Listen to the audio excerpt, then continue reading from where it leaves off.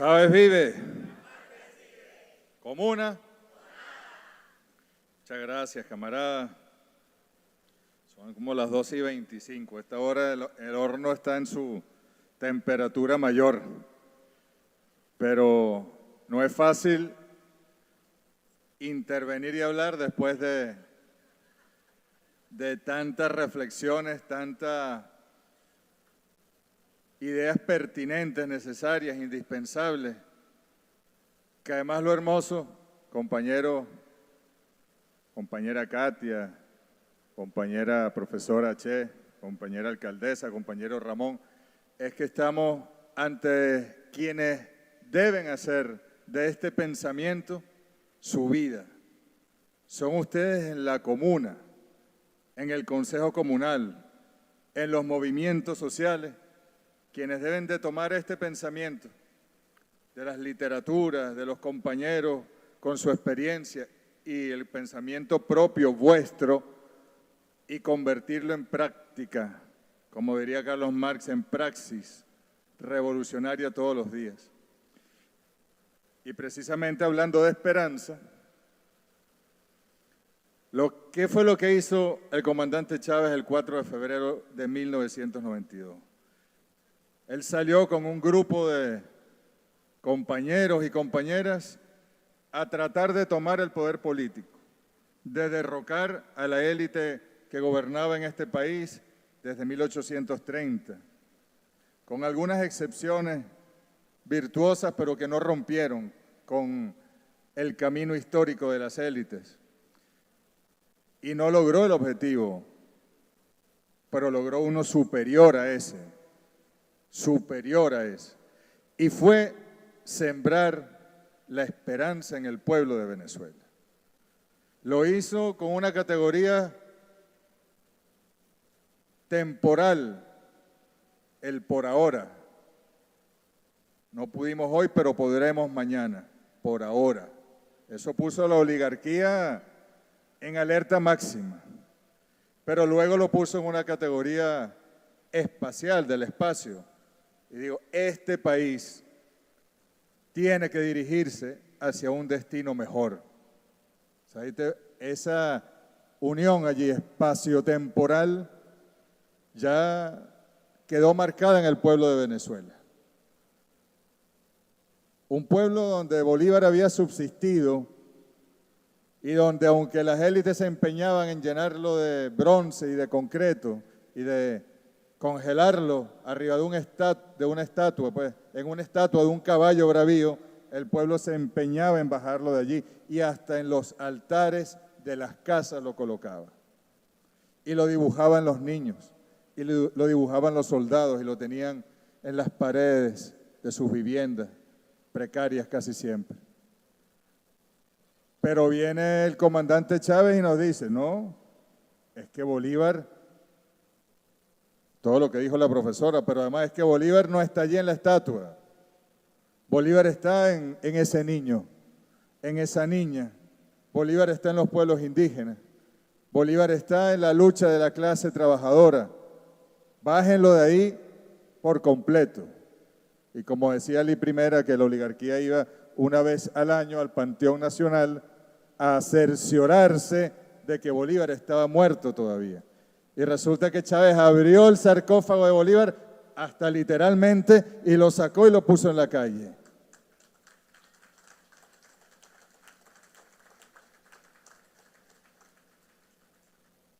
Y ahí nos lleva Bolívar, como decía Chávez también en el Libro Azul, profesora, jalonados, alados, con H y con A también, alados por la historia y por el futuro. La esperanza de Venezuela es tangible en la medida en que se ha comprobado que la comuna es posible. Si el comandante Chávez no nos hubiese dejado a la comuna y al poder popular organizado como un campo a desarrollar científicamente, socialmente, históricamente, tendríamos graves problemas para avisorar el horizonte de esperanza. Porque ¿qué fue lo que la oligarquía desde el mismo 92? No, que Chávez es un asesino. Además lo calificaron de comunista, cosa que el pueblo venezolano no tenía problema con aquello. Pero sí las clases medias. Y te decían, si Chávez llega al poder, si tienes 2 carros, te quita uno. El mejorcito te lo quita. Si tienes 2 casas, te quita una. Y llegaron a decir, si tienes 2 hijos, te quita uno. O una. ¿Y qué iba a hacer Chávez con ese poco de carajitos? Yo no sé. Pero de verdad que se lo plantearon. ¿Para qué? Para tapar la esperanza. Que Chávez no nos dejó una luz al final del túnel. Chávez nos enseñó que existía un sol mayor al sol en el universo cercano. Y nos estaba encandilando, pero ellos se empeñaban en taparlo. Bueno, hicieron todo lo que pudieron hacer y no pudieron. Pero ¿de qué se trata el bloqueo? Y las sanciones precisamente de tapar, de oscurecer, de opacar ese sol. Y hay que reconocer que en algunos ha tenido efecto, sin duda. Hay quienes se nos han ido del país no solo por necesidad, sino porque perdieron la esperanza. Eso hay que reconocerlo. Pero es que ese es el objetivo. El objetivo del bloqueo no es solo hacer sufrir un pueblo por necesidades materiales, básicas, humanas, es quitarle la esperanza a ese pueblo. A mí me lo dijo un señor que se llama Elliot Abrams. Me lo dijo clarito. La segunda reunión que tuvimos, él me dijo, bueno, ustedes no piensan renunciar entonces. Maduro no se piensa ir. Me dijo, profesora, ¿por qué tú no te quedas aquí en Estados Unidos? Si tú eres inteligente. Le faltó decir si tú eres blanco, ¿verdad? Y además aquí te garantizamos la casa, el trabajo en una universidad y tus hijos, lo que quieran estudiar aquí. Entonces cuando nos negamos rotundamente a semejante hipótesis, él nos dijo, bueno, muy bien, entonces ahora viene la máxima presión. Eso fue el 26 de febrero del 2019. ¿Qué es la máxima presión? Le digo yo, termina de decirme, porque más presionados, ¿qué vamos a estar? Si hasta nos estás tratando de imponer un gobierno. Entonces nos dice, no, se van a quedar sin comida, se van a quedar sin electricidad, se van a quedar sin agua, se van a quedar sin medicamentos, se van a quedar sin combustible. Hasta ahí incluso yo me esperaba, pero después dice, y cuando ese pueblo no aguante más, cuando esos militares no aguanten más, ahí va a ocurrir una situación de rebelión y de conflicto. Y allí, cuando se arme el caos, entramos nosotros a poner orden. Y no dijo al final lo que le faltó decir, que lo dijo Trump en estos días, y a quedarnos con el petróleo venezolano. Pero ese era el objetivo.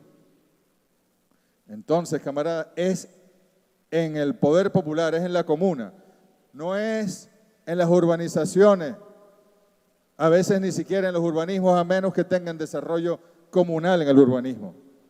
No es en Miraflores, ni en un ministerio, ni en una marcha, es en la comuna. El espíritu de la comuna. Por eso esta escuela de colonial, los compañeros vienen trabajando con la ministra Gabriela de Ciencia y Tecnología desde hace un buen tiempo para descolonizar la ciencia venezolana. Pero esta escuela de colonial tiene pertinencia hoy es trabajarla con el pueblo. Y entender que nuestros hijos, quizás no todos, pero al menos Danielito, ¿cuántos años tiene él? 4, Danielito va a cumplir 5 el mes que viene.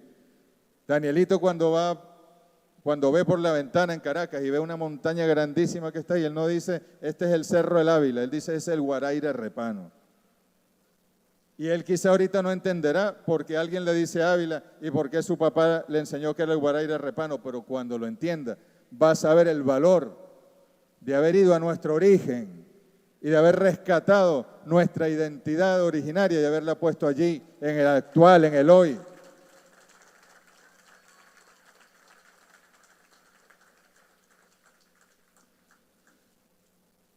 Y la modernidad, y bueno, después del Renacimiento, el humanismo, que no era humanista realmente, ¿no? Era la filosofía de las élites, la modernidad convirtió todo en una carrera entre individuos, individual, para ver quién llega primero. O sea, hay que llegar primero. En ese juego cayó hasta la Unión Soviética. ¿Quién llega primero a la Luna? ¿Quién llega primero al espacio? Ellos pusieron el primer astronauta, los gringos pusieron la banderita en la Luna y las bombas que se iban a disparar en el espacio ultraterrestre. Lo individual, para ver quién llega primero a la meta y se alza como triunfador sobre los demás y los domina. Mientras que lo que nosotros nos hemos propuesto y lo que el comandante Chávez dejó forjado es que esto puede ser una carrera, sí, es más bien un camino, pero donde vamos todos en colectivo y donde nuestro reto, nuestro desafío es llegar juntos, no es llegar primero, es llegar juntos o juntas.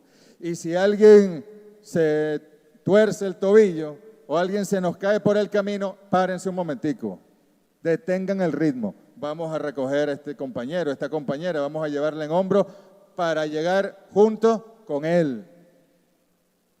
Y eso es lo que nos distingue. Ustedes en la comuna, ahora Katia que hablaba del Padre Nuestro, de la Biblia, como yo de chiquitico viví en España, mi papá trabaja, y mi Padre Nuestro, el que yo me aprendí, decía, perdona nuestras deudas como nosotros perdonamos a nuestros deudores. El capitalismo no quiere perdonar, que le perdonen las deudas y mucho menos perdonar a los deudores. Es verdad, yo nunca me había dado cuenta de eso, Katia. Extraordinaria reflexión. Y ojo, que Estados Unidos es el país que tiene más deuda, así que a lo mejor le conviene en algún momento retomar el Padre Nuestro anterior, que está pendiente. Pero ese objetivo de que todos lleguemos primero es absurdo, es todos juntos. Por eso la construcción de la alternativa comunal, uno puede decir estamos contra reloj.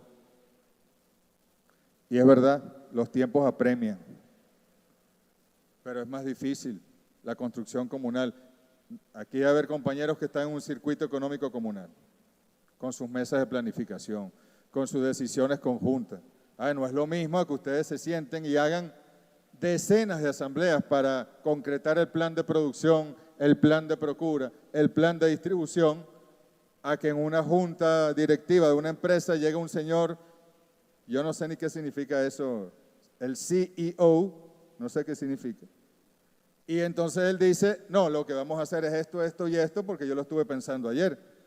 O sea, ustedes lo que tienen es que obedecerme a mí. En cambio, ustedes están construyendo el camino. Porque en el socialismo y en lo comunal más todavía, el fin no justifica los medios, sino que los medios de alguna manera van modificando el fin incluso. Tú te puedes haber propuesto un objetivo, pero si vas por unos medios determinados, que son los principios del profesor Enrique Dussel, que es la toma de decisiones en colectivo, que es la viabilidad del proyecto, y que nos pone a todos a trabajar en conjunto por la vida, si nosotros vamos por ese camino y por esos métodos, seguramente incluso el fin lo podemos ir determinando, ajustando.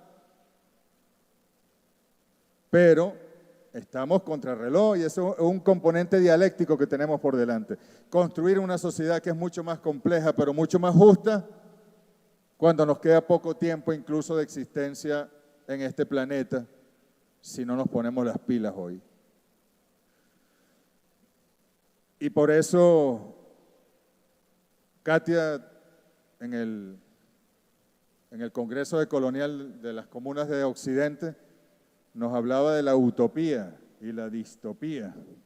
Y la utopía de Galeano, cuando le preguntan, aunque Galeano se refiere a alguien, le preguntan a alguien, dice Galeano, ¿qué es la utopía? ¿Para qué sirve la utopía? Si yo camino 3 pasos hacia la utopía y se me aleja 3 pasos. Si camino 10, se me aleja 10. Entonces, ¿para qué me sirve si nunca la voy a alcanzar? Y entonces contesta Galeano, precisamente sirve para caminar, porque tú no te diste cuenta, pero avanzaste 13 pasos, que no los hubieses avanzado nunca si no hubieses tenido la utopía como destino. Pero la utopía puede depender de cada sujeto, de cada individuo incluso. Tú puedes tener la derecha tiene su utopía, el libre mercado, el goteo, la dominación de los pocos sobre los muchos, la acumulación. Esa es una utopía y que eso, la mano invisible del mercado todo lo regula, todo lo controla, todo lo hace justo. Por eso el reto nuestro es que nuestra utopía sea compartida. Así como ese llegar a la meta debe ser de todas y de todos, esa utopía debe ser compartida, seguramente con sus matices, pero compartida. ¿Qué queremos nosotros alcanzar como comunidad, unidad? ¿Qué queremos nosotros alcanzar? ¿Queremos partir el pan para todos? O incluso yo diría, y más aquí en Oriente, queremos partir el casabe para todos. Porque ¿hasta cuándo vamos a estar haciendo panaderías cuando podemos hacer ventas de casabe, casaveras, como se llame? ¿Hasta cuándo vamos a depender del trigo? Allá en los Andes andan unos científicos y unos campesinos fajados produciendo un trigo, haciendo grandes esfuerzos, sale costoso y ojalá tengan éxito, pero nosotros no necesitamos trigo si tenemos yuca y si tenemos maíz.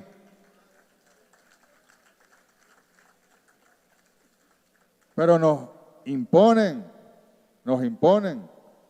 el modelo. Entonces, ¿cómo determinar esa utopía colectiva? La igualdad establecida y practicada, sin duda. El comandante Chávez nos ponía los 5 parámetros: el socialismo en lo político, el socialismo en lo social, el socialismo en lo económico, el socialismo en lo territorial. ¿Cuál es el otro? Bueno, la ética, el socialismo, la ética que es transversal en todo.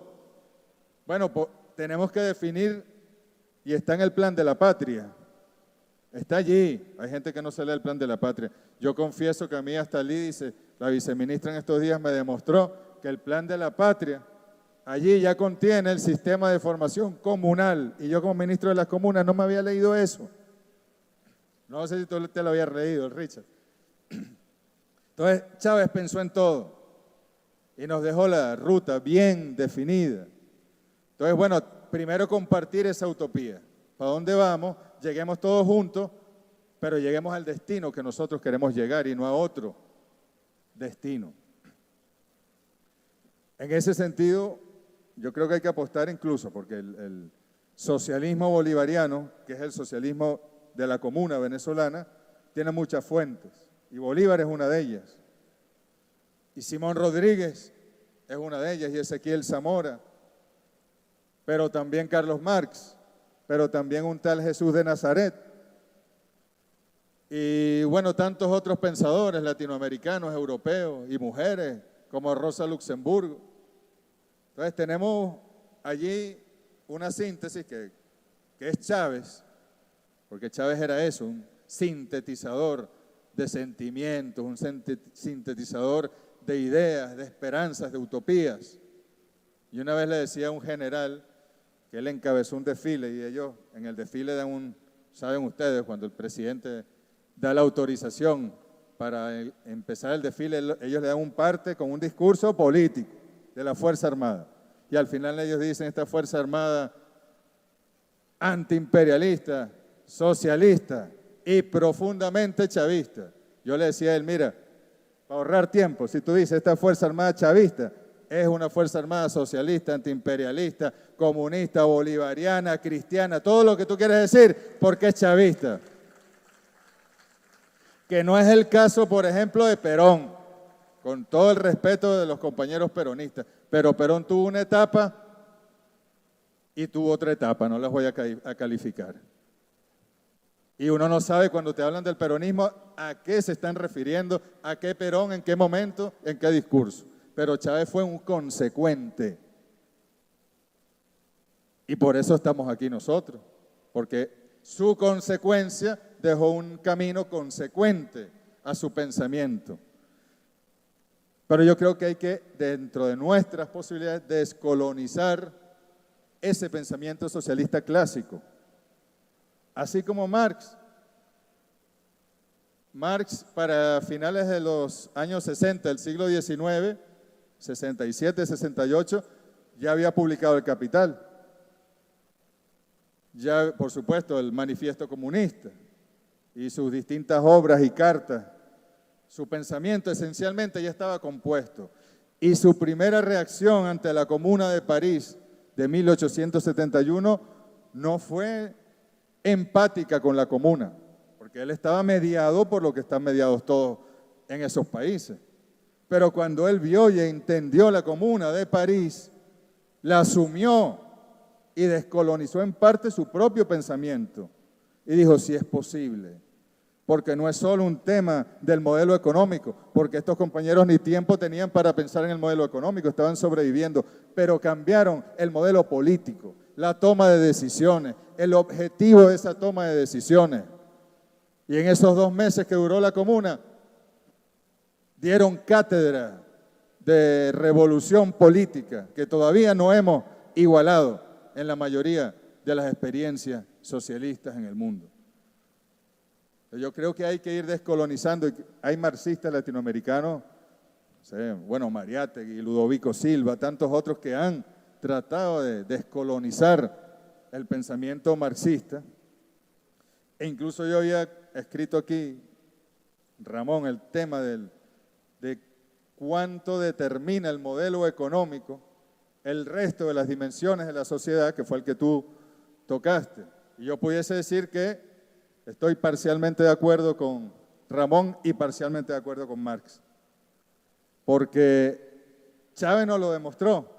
Chávez no esperó cambiar el modelo económico y la hegemonía capitalista. Todavía hoy estamos en un modelo económico capitalista de hegemonía capitalista. Y con el bloqueo se nos ha hecho más larga, se ha extendido, lamentablemente. Cuando yo escucho en el mundo, no, que el socialismo venezolano fracasó. Bueno, será alguien que viajó al futuro, vivió en el año 2080 y vio el socialismo bolivariano en su plenitud y que fracasó después. Bueno, nosotros no hemos construido el socialismo en lo económico. Entonces, así como el comandante Chávez decía, comuna que no es productiva, no es comuna, socialismo que no contempla el cambio económico del modelo, tampoco es socialismo. Pero las dimensiones políticas, social, institucional, pueden crear las condiciones para el cambio del modelo. Por eso Chávez no esperó, Chávez empezó por el cambio del Estado y no fue extremo, ni tampoco radical en principio. Así como no cayó en el juego del anarquismo y el estatismo, Chávez tampoco cayó en el juego de hay que liquidar al Estado por completo, y más bien fue creando una suerte de Estado paralelo, pero acompañante. Pero no dependía de la misión Robinson del Ministerio de Educación, sí dependía del ministro, pero no del ministerio. No dependía de la misión Rivas, Sucre, etcétera, de esos ministerios. Ni la misión Alimentación dependía de lo que antes era casa y no sé qué. Dependían de otras institucionalidades que se fue dando la revolución para bypassear ese Estado que se había construido durante tantas décadas. Y, sin lugar a dudas, cuando crea o más bien interpreta la realidad, porque Chávez lo que fue un gran intérprete. Ustedes saben que a los señores que cuando hay un invitado internacional traducen lo que ellos están diciendo, no les gusta que le digan traductores. Y es verdad, porque ellos no están traduciendo, están interpretando, que es distinto. Porque si tú traduces literalmente, seguramente no vamos a entender gran parte de lo que está ocurriendo. Es como si hablara como Tarzán, pues. Pero si tú interpretas lo que esa persona quiere decir, le das un sentido y un contexto y lo adaptas a la cultura que está escuchando para poder entender la idea, el mensaje que esa persona está transmitiendo. Bueno, Chávez era un gran intérprete del pueblo, de su necesidad, de su dolor, de su esperanza, de su sueño. Y cuando él, de alguna manera, nos dice el Consejo Comunal, bueno, el Consejo Comunal, para que allí, como una especie de núcleo que va trayendo a los electrones y a los protones, bueno, allí se sintetizara la nueva materia, el nuevo elemento tangible del poder popular. Ahí juntos todos, alrededor de una figura institucional, porque el Consejo Comunal es gobierno. Es una institución que surge, pero es una institución de un poder constituyente que tiene rasgos de poder constituido, porque tiene su comité de trabajo, tiene su unidad de Contraloría, su unidad de finanzas, su unidad ejecutiva con todos los comités que de ahí se desprenden y puede generar otras instituciones y puede recibir transferencias del poder formal constituido de la alcaldía. SUGEI es una maestra transfiriendo competencias al poder popular y obedeciendo al poder popular. Que no hay que negar que SUGEI comenzó aprendiendo de un señor que se llama Luis José Marcano, que es el gobernador del estado Anzoátegui. Pero es así, pues, es una institución que nos damos, pero que está pegadita. Es como el primer tallo que surge cuando sembramos una planta. El tallito, las dos hojitas y el tallito que va surgiendo. Y la raíz está allí mismo. Y no debe alejarse. En la medida en que el gobernante se aleja de la tierra, de la raíz que le dio vida, bueno, deja de tener sentido. Eso lo ha trabajado el profesor Enrique Dussel durante años. La potencia y la potestas.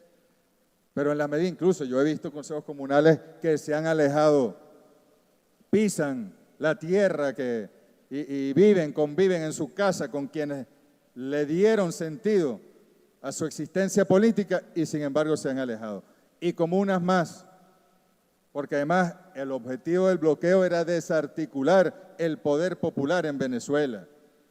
Entonces, pasar un tiempo donde no había elecciones de consejos comunales, donde la asamblea no se reunía, donde las mujeres, que son el corazón del poder popular, estaban en sus casas tratando de ver cómo sobrevivían, estaban en una cola, estaban sembrando, estaban en 3 trabajos al mismo tiempo, todavía están hoy, para desarticular la asamblea, desarticular el poder popular. Y si el consejo comunal no existe, la comuna menos. O sea, allí se nos generaron unos cortocircuitos, unas fases muertas de conexión que estamos reconectando y que se han ido reconectando a lo largo de estos últimos 2 años, donde el presidente toma con mucha fuerza. Porque ustedes creen que para el presidente es fácil, de alguna manera, tomar decisiones en economía política, en economía, pues, que ha tomado en los últimos años. Porque a nosotros durante el bloqueo, y uno puede ver eso críticamente, Ramón, pero veamos el ejemplo de Cuba también, no quiero yo hablar de otro país, pero en Venezuela, si no hubiésemos tenido un sector privado que sustituyó al Estado en los ámbitos en los que fue bloqueado en su relación de comercio, de importación, de exportación, de transacciones, ¿quién sabe dónde estaríamos? Que eso genera distorsiones, que eso genera desviaciones, que eso genera corrupción, sí, pero sin eso no estaríamos comiendo. Más bien hay que controlar todas esas desviaciones, hacer lo que hizo el presidente de meter preso a los corruptos, pero tenemos que estabilizar la economía venezolana con los actores de las fuerzas productivas. Ahora eso nos contenta, a mí no me contenta, Judy, por ejemplo, que digan, no, que en el año 2018 las importaciones del país en los alimentos y en las medicinas, el 80% las traía el Estado y ahora las trae el sector privado y la gente aplaude. A mí no me satisface, a mí no me contenta. Pero si no las trajera el sector privado, no las trajera nadie. Entonces hay que entender el contexto y la situación y no conformarnos con eso, pero entender que tenemos que pasar por eso. Y que si el presidente Maduro hubiese sido un dogmático y no se atreve a permitir incluso el uso de la moneda gringa en este país, bueno, nos hubiésemos quedado sin válvulas de escape y hubiese pasado lo que Elliot Abrams decía, el colapso. O sea, aquí hubo mucha inteligencia, no artificial, sino inteligencia política, inteligencia social e inteligencia comunal. Entonces, queridos compañeros, dice también Enrique Dussel. ¿Ustedes han leído a Dussel? Tienen que leerlo. Vamos a pasarle, viceministra Lice, todas las obras que le podamos pasar por PDF y las que estén impresas, vemos cómo se editan de nuevo para que estudien el pensamiento de un filósofo cuya dimensión irá creciendo en el tiempo. Para que entendamos la necesidad, si la comuna no es ni siquiera un proyecto, no es solo un sueño, la comuna es una necesidad, porque el Estado, tal como lo conocemos, tiende a desaparecer, incluso el Estado, primero, esos gobiernos y esas instituciones, esos poderes del Estado que ustedes ven en Estados Unidos, eso no existe en sí mismo, no son más que delegaciones del poder corporativo, empresarial, son expresiones. El imperialismo no es el pueblo de Estados Unidos y no es ni siquiera solo de hablar del gobierno de los Estados Unidos, no, el gobierno de los Estados Unidos pone el rostro político de una serie de redes corporativas, empresariales, lucrativas, que están vinculadas al mundo de la energía, al mundo de las armas, al mundo de la farmacia, de la minería, de la electrónica, de la tecnología, de la finanza, y que dominan el mundo. Pero cuando el presidente Maduro, y eso hay que decirlo, cuando cualquiera de esos candidatos de la derecha, cualquiera, hasta el señor humorista, ¿cómo se llama? No, por el nombre de él. Rauseo, Benjamín Rauseo. Ese señor cuando se voltea a rendir cuentas, le tiene que rendir cuentas a unos empresarios, y Capriles, y María Corina, Machado, Zuluaga, tiene que rendirle cuenta a unos empresarios aquí en Estados Unidos, allá, más allá, y a los gobiernos corporativos que la financian. Pero cuando Nicolás Maduro se voltea, lo único que tiene por delante son 30 millones de venezolanos a los cuales él debe rendirles cuenta y someterse a su voluntad. Pues decía Enrique Dussel que el fin de la historia no es aquel fin de la historia de Fukuyama, que dijo, se terminó la historia porque se cayó el socialismo europeo y solo quedan unas manchas por ahí en Cuba, en China, en Vietnam, y lo que viene es el pensamiento único, el neoliberalismo, y ya pues, el que es pobre será pobre siempre y sus hijos serán pobres siempre, y el que es rico será rico siempre y sus hijos serán ricos. Ese era el fin de la historia. Pero Dussel, por ejemplo, nos dice, no, el fin de la historia es una gran fiesta, que es la fiesta de la alegría, es la fiesta de la igualdad, es la fiesta de aquel, diría Bolívar, sistema de gobierno más perfecto, que es el que nos brinda la mayor suma de felicidad posible, la mayor suma de seguridad social, la mayor suma de estabilidad política. Ahora, esa fiesta en Venezuela, ¿dónde la vamos a hacer? ¿Cuál es el salón de fiesta? La comuna es el único territorio donde podemos construir el sistema de gobierno más perfecto como una gran fiesta. Y es una fiesta que es una fiesta, cualquier fiesta, incluso la fiesta. A mí una vez me invitaron a una fiesta, ustedes no lo van a creer, yo me fui porque aquí los pasapalos son los canapés, ¿no? Lo que se brinda. En una fiesta es un compartir, te pasa un señor con una bandejita, tú agarras un vasito, tal, vas y te sirves, tal. Y de repente empezaron a pasar unas bandejas raras y resulta que era droga. Sobrecitos, tubitos, cositas. Y yo dije, ¿y esto qué es? Y yo, no, esto es tal cosa. Me desaparecí. Yo estaba ahí invitado por un amigo. Me desaparecí, pero también se comparte en la fiesta eso. Nuestra fiesta es otra, ¿no? Nuestra fiesta es la que vamos a compartir, la arepa, el casabe, el techo, el chinchorro, la cobija. Esa es nuestra fiesta. La alegría, la felicidad. Si se quieren tomar un traguito, es asunto de ustedes.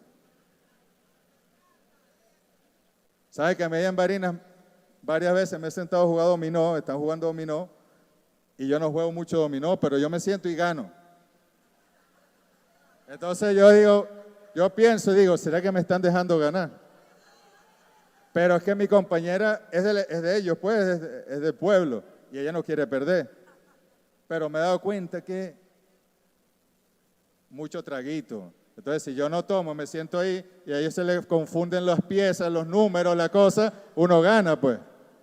No, mire, se los digo de corazón, el comandante Chávez, quienes le conocieron, él no se negaba ni prohibía, pero él no pasaba de un trago en una fiesta. Y un cigarro, él se fumaba un cigarro y un roncito, más nada. Porque él estaba convencido de que el alcohol, el licor, que también nos lo impusieron, como impusieron el opio en China, es una droga. Tan droga como la marihuana, como la cocaína, como la heroína, solo que el capitalismo la legalizó en su momento, pero es una droga. Entonces a veces no, mi hijo toma, pero no es drogadicto. Hay que tener cuidado, ¿verdad? Y casi siempre es el primer paso para pasar a otro tipo de droga. Pero se los digo porque, bueno, en esta fiesta que tenemos que construir para hacer, digamos, esa demostración científica de que es posible construir la comuna, tenemos que ser muy cuidadosos, tenemos que ser muy rigurosos. No nos tomemos esto a la ligera, porque no lo es. Yo sé que ustedes viven en comuna, los comuneros y comuneras. Yo les pregunto a ustedes, en el territorio comunal donde ustedes viven, donde funcionan los consejos comunales y las comunas, ¿son más felices o menos felices que donde no funcionan los consejos comunales y las comunas? Son más felices, ¿verdad? Más alegres. La fiesta es mejor. Entonces, más bien, la preocupación del ministerio es donde no existe todavía consejo comunal y comuna, que no es mucho, las zonas de silencio no son muchas, pero hay consejos comunales que existen, pero no existen, no están activados. Nuestra intención es activar, porque tenemos la certeza que donde el consejo comunal funciona, la gente es más feliz.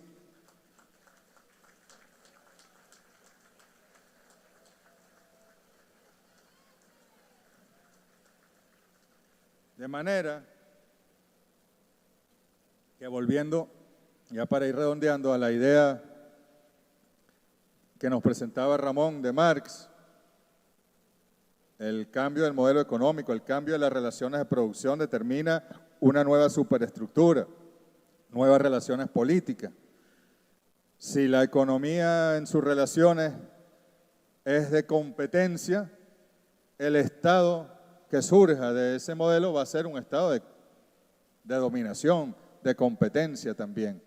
Si la economía es solidaria, el sistema político que va a surgir tiene una tendencia desde la base material a ser solidario. Por eso yo decía, yo estoy parcialmente, pues yo estoy seguro, habría que, como esto es ciencia, habría que construir un indicador o un índice compuesto de indicadores, así como hacen las Naciones Unidas, el índice de desarrollo humano. Entonces ahí meten la escolaridad, la vivienda, la alimentación, el ingreso, no sé qué, y te generan un indicador compuesto, unos índices compuestos. Creo que habría que construir, porque sí determina lo económico para mí, digamos, a ver, la independencia nuestra venezolana será independencia real el día que tengamos independencia económica e independencia científica. Esa será nuestra independencia de verdad. Y cuando Chávez dijo comuna o nada, lo dijo después de algo. Él dijo independencia o nada, coma, comuna o nada. Primer objetivo histórico del Plan de la Patria, la independencia. Segundo objetivo, el socialismo a través de la comuna. Entonces, ahí está muy claro lo que tenemos que construir. Pero yo estoy seguro que si creamos las condiciones, por eso él nos decía, la comuna es el territorio donde vamos a construir el socialismo. Porque en la comuna debemos crear las condiciones políticas, sociales, de vida, para poder cambiar el modelo económico. Si una comuna recibe, construye, crea o toma un medio de producción, ese medio de producción tiene que tener una gestión comunal distinta a la gestión del capitalista, distinta incluso a la gestión de la cooperativa, aunque de la cooperativa podemos tomar ciertos elementos.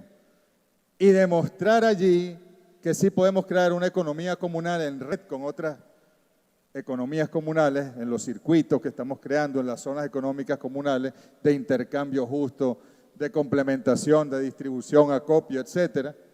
Pero tenemos que demostrarlo en lo económico, Ramón. Si no lo demostramos en lo económico, lo que quiero decir es que sí podemos avanzar, pero no es sustentable, no es sostenible. Pues la soberanía en este mundo no es solo política, ni es solo ideológica, es fundamentalmente económica. La Fuerza Armada tiene que cuidar el territorio con sus armas y sus militares, pero si nosotros no desarrollamos, si ellos están cuidando un territorio donde estamos nosotros captados por la economía imperialista, donde los medios de producción son todos capitalistas, donde el pueblo tiene prohibido tener medios de producción, entonces la Fuerza Armada está cuidando un territorio no soberano. Por más que impidan una invasión, por más que impidan una agresión internacional o un hecho delictivo. Por eso la soberanía que tenemos que cuidar parte, digo yo, al final y depende de lo económico, sin que eso sea todo, porque podemos, mañana el presidente Maduro puede decretar la colectivización de los medios de producción y la entrega de los medios de producción al pueblo organizado, lo puede decretar y eso no va a funcionar. Eso no va a funcionar porque el socialismo no se decreta, el socialismo se construye en la base, en la comuna, con firmeza, todos los días, paso a paso. Allí es que se construye el socialismo. Incluso tenemos deuda. Bueno, ahora viene próximamente una actividad con el presidente donde él va a tomar unas decisiones allí, pero el presidente nos ha puesto a nosotros, mira, transfieran no sé cuántas fábricas a lo comunal. Y hemos hecho algunas transferencias, pero a veces vamos al territorio donde está esa fábrica, pues esa fábrica no está en el aire, está en un territorio. Y resulta que cuando allí analizamos la orgánica comunal y comunitaria, no nos da, entonces se la vamos a transferir al pueblo desorganizado, para que entonces digan después, se dan cuenta que las comunas no pueden manejar nada porque todo lo quiebran, no, estamos cualificando y una vez que esos consejos comunales y comunas estén ya bien formados, bien preparados para asumir el medio, se lo quitamos al privado y se lo damos a la comuna, felices de la vida. Pero bueno, como es dialéctico y como no es una relación lineal, al final tenemos que avanzar en todos los frentes. Por eso el Chávez nos ponía las 5 dimensiones y la ética era la primera. Él no ponía la económica como la primera, ni ponía la social, ética, política, social, económica y después territorial. ¿Sabes? ¿Dónde ocurre todo esto ético? Con un sistema político distinto, con unas relaciones sociales de igualdad, con una preocupación, con la conciencia del deber social, como decía Aristóbulo Istúriz permanentemente, con una economía que se preste para eso. ¿Y dónde? En un territorio.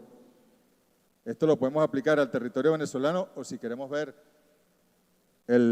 los sistemas de integración latinoamericana, de unión, que soñaba el comandante Chávez, también tenía un componente político, ético, social, económico y territorial.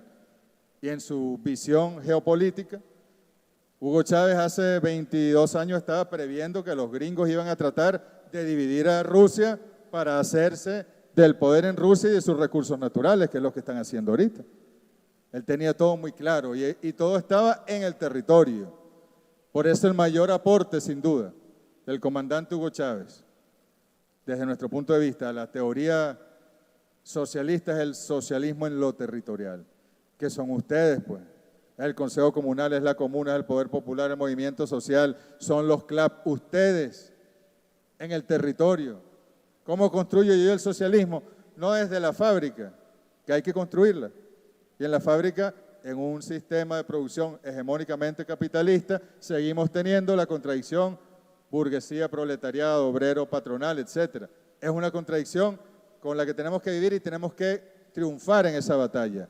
Pero ¿qué vamos a hacer construyendo el socialismo en la fábrica, de los portones hacia adentro, si vivimos desde los portones hacia afuera? Entonces es allí donde tenemos que construir la otra faceta del socialismo, que es la territorial. Allí donde tú vives, allá en Nueva Esparta, allá en Cumaná, donde abres la puerta de tu barrio, de tu vivienda y ves el río Manzanares y más allá ves el mar y más acá ves una bodega y más allá un señor vendiendo helado y más allá un zapatero y más allá una venta de frutas y el camionero y el pescadero y la señora vendiendo empanadas de cazón. Ahí es que tienes que construir el socialismo. Ahí es la fiesta comunal, ahí es la fiesta de la vida. Entonces ustedes, camaradas, fíjense lo que les estoy diciendo, son ustedes los que están construyendo el socialismo. Ustedes y el presidente Maduro, porque si Maduro no está, se nos hace un poquito difícil, ¿no? Se nos hace imposible, se volvería a la nada el proyecto. Pero si ustedes no están, el presidente no puede avanzar en la construcción del socialismo y que quedaría ahorcado y secuestrado por los mismos de siempre, por los burgueses, por los empresarios tradicionales, etc. Entonces ustedes tienen una responsabilidad. Y para cerrar, hablando de la esperanza, quienes han cruzado no es un desierto, aunque hace calor aquí, no es un desierto, es equivalente al transmontar el páramo de Pisba, de aquellos llaneros de la provincia de Barinas, que era mucho más amplia de lo que hoy es, de aquellos caraqueños del centro, pues, de aquellos orientales que se fueron hasta allá y vino un señor pequeñito, dicen que de voz aguda, y un señor grandote, con una voz seguramente más escandalosa que le llamaban José Antonio Páez, y les dijo, vámonos. ¿Cuál es la temperatura allá, Bolívar? -10 grados. No tengo chaqueta, no tengo suéter, mi caballo nunca ha estado en el frío. El que quiera patria, venga conmigo. Y se fueron todos esos soldados. Se murieron algunos en el camino. Bajaron, llegaron de sorpresa a los españoles. Los derrotaron en Boyacá. Y se vinieron para Venezuela y los derrotaron en Carabobo. Y se fueron para el sur y los derrotaron en Junín, en Pichincha, en Ayacucho. Somos nosotros, son ustedes, el ejército del libertador Simón Bolívar en el siglo XXI. Y están aquí en la vanguardia de esta pelea, de esta batalla, de esta guerra que vamos a ganar.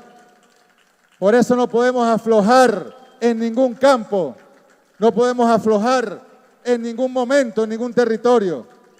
Y la confianza del mundo, camaradas, está puesta en ti, mujer comunera, en ti, hombre comunero, en ti, joven comunero. La confianza del mundo entero está puesta en Venezuela como alternativa civilizatoria. Nosotros somos la esperanza de la humanidad en el siglo XXI. ¡Que viva la comuna! ¡Comuna! ¡Chávez vive! Muchas gracias.